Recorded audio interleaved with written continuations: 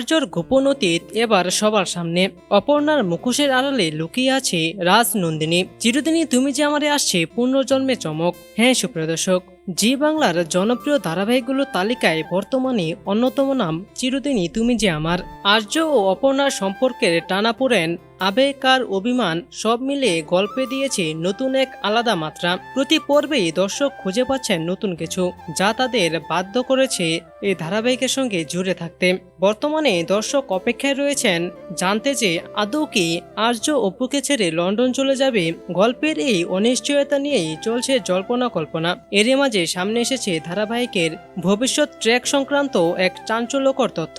আসলে এই বাংলা ধারাবাহিকটি আদতে একটি জনপ্রিয় মারাঠি সিরিয়ালের রিক্যাপ, যে সিরিয়াল ইতিমধ্যেই 10টি ভাষায় রিক্যাপ হয়েও সমানভাবে দর্শকদের মন জয় করেছে। সে মারাঠি সিরিয়ালের গল্পের দিকে চোখ রাখলে দেখা যাচ্ছে যে গল্পে আর্য আসলে আগে থেকে বিবাহিত।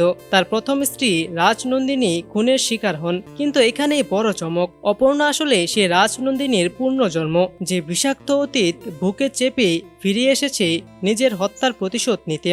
আর্যর সঙ্গে বিয়ের পর ধীরে ধীরে অপর্ণার সামনে খুলে যাবে তার নিজেরই হারিয়ে যাওয়া স্মৃতির পর্দা।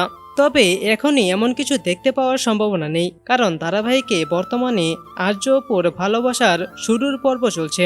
একে অপরকে বুঝে নেওয়া, ছোটখাটো মনোমালিন্য এসব নিয়েই দর্শকরা আপাতত মজে রয়েছেন। এমন প্রেম পর্বের মাঝে হঠাৎ করে পুনর্জন্ম বা প্রতিশোধের ট্রেক আনলে দর্শকদের মানসিক সংযোগে বিচ্ছেদ ঘটতে পারে বলেই মনে করছে নির্মাতারা। তবে নির্মাতারা শেষ পর্যন্ত গল্পের গতিপথ ঠিক কোন দিকে ঘোরাবেন তা এখনো স্পষ্ট নয়। আদৌ কি তারা মারাঠি সিরিয়ালের পথে হাঁটবেন, নাকি বাংলার দর্শকদের রুচি মাথায় রেখে গল্পে আনবেন কিছু স্বতন্ত্র পরিবর্তন? সে উত্তর জানা যাবে ভবিষ্যতেই। আপাতত অপেক্ষা চিরদিনই তুমি যে আমার এর ভালোবাসার গল্প কেমন মোড় নেয় আগামী দিনে। সুপ্রিয় দর্শক, আপনিও কি চান আর্যর সঙ্গে অপর্ণার বিয়েটা খুব তাড়াতাড়ি হয়ে যাক? তাহলে সেটি নিচে কমেন্ট করে জানিয়ে দিন। আর আপনিও যদি একজন চিরদিনই তুমি যে আমার এর ফ্যান হয়ে থাকেন, তাহলে এখনই এই ভিডিওটা একটা লাইক দিয়ে এই চ্যানেলটিকে সাবস্ক্রাইব করে দিন, এবং আপনারা পরবর্তীতেই এই নাটকের কি চান সেটিও নিচে কমেন্টে জানিয়ে দিন। ধন্যবাদ সবাইকে।